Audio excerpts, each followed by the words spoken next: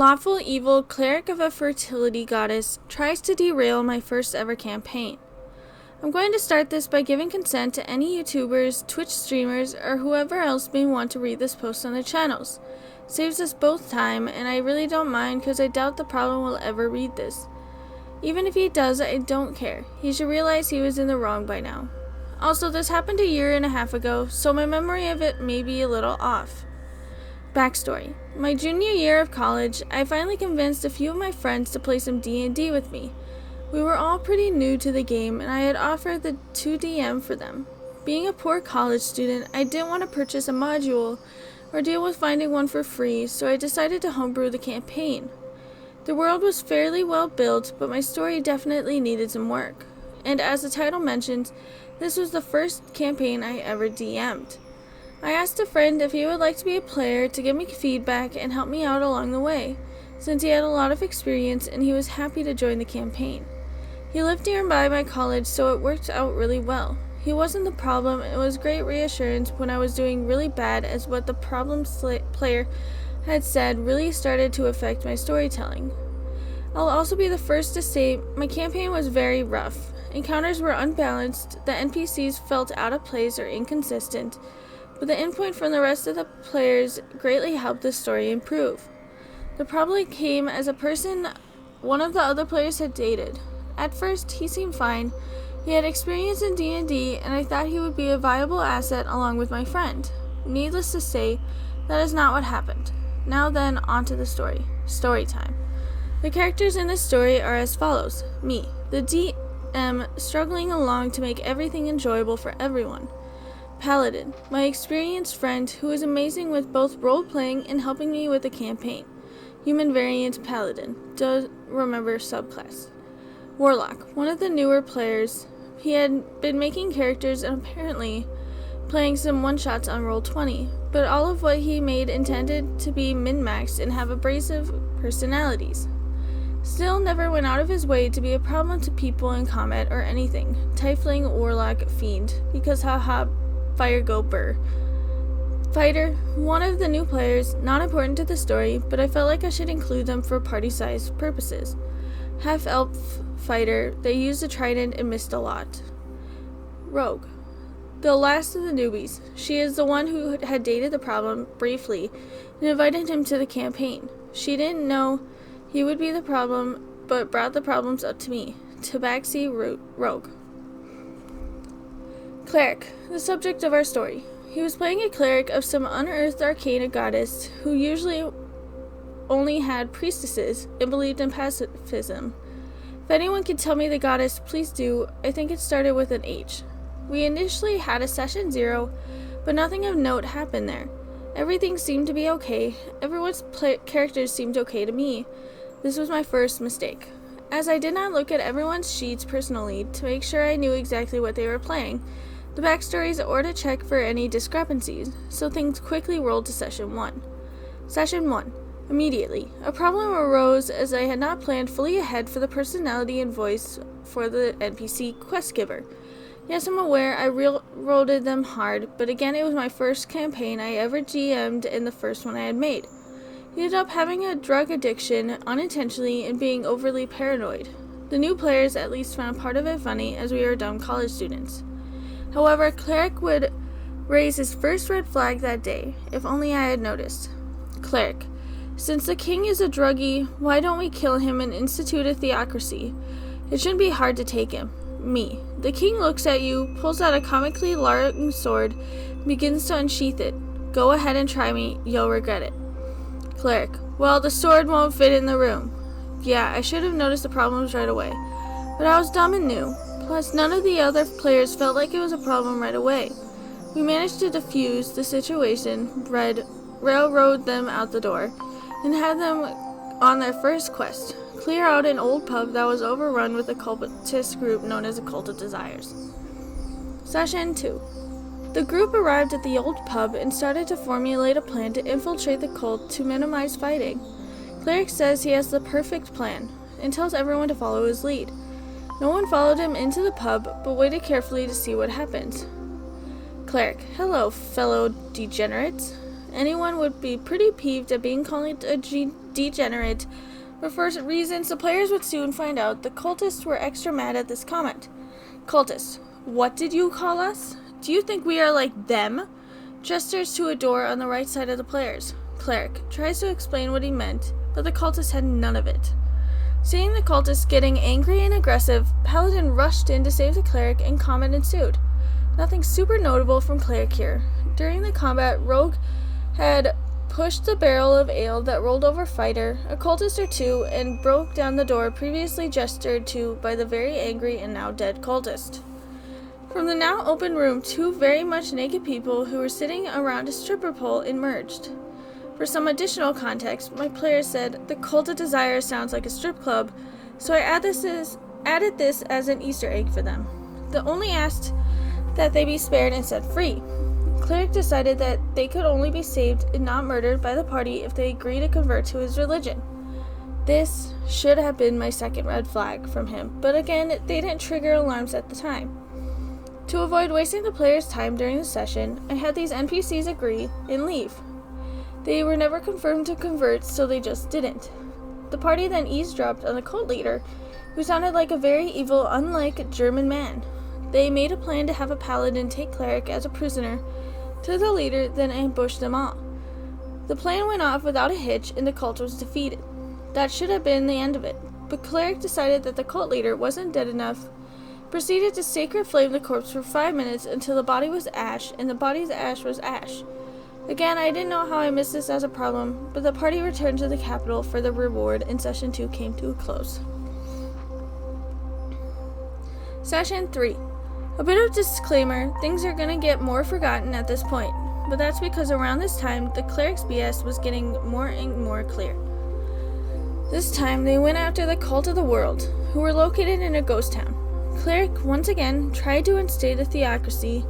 No one supported him again. I also made sure to make it extra clear that there were many people standing guard. He backed down much easier. In this ghost town, I wanted them to explore and find a chapel with a hidden switch to the basement. One of my players asked if there was an organ and got a nat 20 on playing the Moonlight Sonata. I said, screw the switch, this works too. They found a group of people playing poker with guns on their hips. The point of this cult was that they worshipped a clockwork golem that was created only to create firearms for war. It had been forgotten underground, and the group felt genuinely bad for the construct, wishing it to free it from its order. The world part came from the globe located in the room of the golem that seemed to fill up depending on how many firearms had been made. The party was actually able to get through the section without killing the cult. They convinced them to move to the old pub and get it up and running again, thus solving two problems at once. However, Cleric kept trying to make them convert to his religion or die, even ordered them to make the new church a thing. Did I forget to mention he decided that he had more authority than a neighboring nation that owned the pub? Enough to claim it as his own church? I did? Well, yes. Cleric decided he was commandeering the pub as a church, despite it being known not to be owned by the nation he was working for. The rest of the party told him to agree to his demands but not do it. Also, around this point, Cleric decided he didn't like Warlock. Cleric used Crate Water to make the Warlock's socks wet. He took offense to that, although it would not show until later on. Session 3 came to an end with the characters leveling up to level 3. I had them level after each quest, by the way. They started at level 1.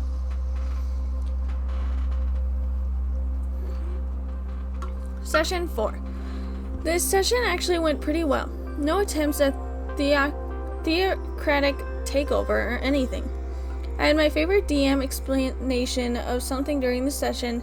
However, there was one more thing to note. Fighter could not make it to the session. I gave them a silly NPC for the quest to destroy the Cult of Dragons and played Fighter's character in combat.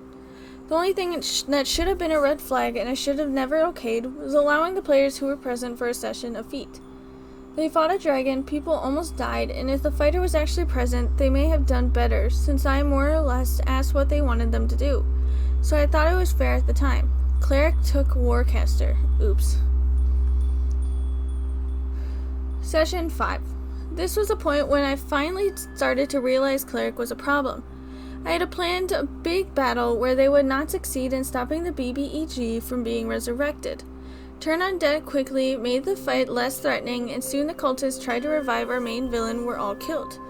However, as I said, the BBEG would still be awakened. 3 dark masses traversed the continent the party was on, and 3 new quests would be ready for them. However, Cleric made it very clear that he didn't really care about stopping this evil unless he was paid for it. This led me to ask his alignment. Me, Cleric, what's your alignment? Cleric, lawful. Me, lawful what? Cleric, I'm lawful. Me, Cleric, I am your DM. If you don't want the other players to know your alignment, I understand, but you cannot hide that information from me. What is your alignment? Cleric, lawful. The session ended with that. I was upset that he was disrespecting me this way, but I wanted to let it slide for the sake of the campaign. The weather was very bad that day, and Cleric, Rogue, and Fighter all left their character sheets with me for safekeeping so they wouldn't be damaged. Cleric had erased his alignment and replaced it with a smiley face. Everyone disliked that. The Warlock knew he, Warlock not Cleric, wouldn't be returning for a while and burned Cleric's church down. And more importantly, Rogue wanted to drop out of the campaign. She was no longer having fun. I was sorry that it wasn't fun for her and asked if there was something I could improve upon to make it better for her. Rogue informed me that that wasn't the reason it wasn't fun for her, was Cleric. He'd constantly badmouthed me after sessions, saying I was a bad DM, encounters suck, roleplayed suck, and he wanted to derail the campaign. She also informed me that his character sheet clearly said Lawful Evil. I told her I understand and asked if I could run her character, to which she said yes. Session 6. At this point in time, Warlock had to drop out of the campaign due to mock trial. He would be away on weekends, so me and him had built an additional NPC to be a healer since we decided Cleric wasn't doing his job, and we wanted to straight kill his character. Warlock had also helped me buff and balance the next few story elements as he would not be involved in them. We were very excited to punish Cleric for how he was acting, but we never expected Session 6 to be our last session. Cleric decided he wanted to claim insurance on the church.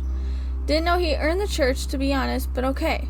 Paladin decided that the kids from the orphanage he was from, yes, the Paladin was an orphan, his backstory wasn't important till now, to spread rumors that Cleric is committing insurance fraud, since Warlock was working with Cleric at the time. Never got to make that be a problem with him. The party decided that of the 3 new locations released with the BBEG, that the frozen city of Elves guarded by Sister Frida from the Dark Souls 3 would be the best place to start. They never made it into the castle. Not because they died, but because the combat took too long. We had made enemies that had several unique effects based on D4 roll to try to bully Cleric, but the ones we wanted did not come up. By the time they got to the entrance of the castle, it was nearing midnight and no one wanted to continue. The next thing we knew, finals had come around, and I didn't want to continue the campaign the next semester because I no longer wanted to see Cleric's player ever again. I know I really didn't do anything wrong to this player to warrant the hate that he gave me until the end, but this left a very sour taste in my mouth when it came to being a DM. I'd always asked for feedbacks after sessions since I knew things would be shaky and rough. I think it started affecting my role-playing in general now, as I'm just not enjoying playing as much as I had before. I know it's probably not as exciting as there was no big rage quitter confrontation, but this event keeps replaying in my mind and I really want to get it off my chest. And Cleric, if you ever read this, go F yourself. I bet you played ranked on first-person shooters, get 0 kills, and tell your team it's their fault you lost. TLDR, Lawful Evil Cleric of Goddess of Fertility tells a new DM his sessions were fine, crap talks behind his back, and tries to derail the campaign because, haha, funny. You know, I always thought that at the beginning of the game, like at session 0, I thought that the players were supposed to tell the DM what their alignment is. So the fact that it didn't take until session like 5 or 6 to find out, and then for Cleric to totally undermine them and just say lawful and then to erase it and then put a smiley face was a little messed up. Because I'm pretty sure the DM is supposed to know your alignment to help make any story plots for your character to make it. And then if the characters knew that you were lawful evil, it would make more sense to them and less annoying, maybe.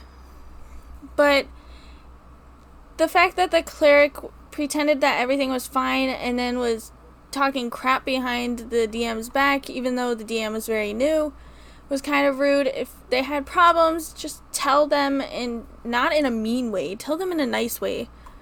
Tell them, like, what the problems are. Don't talk crap behind their backs, and then act like everything's fine during the campaign and not expect someone who's overheard them to tell the DM.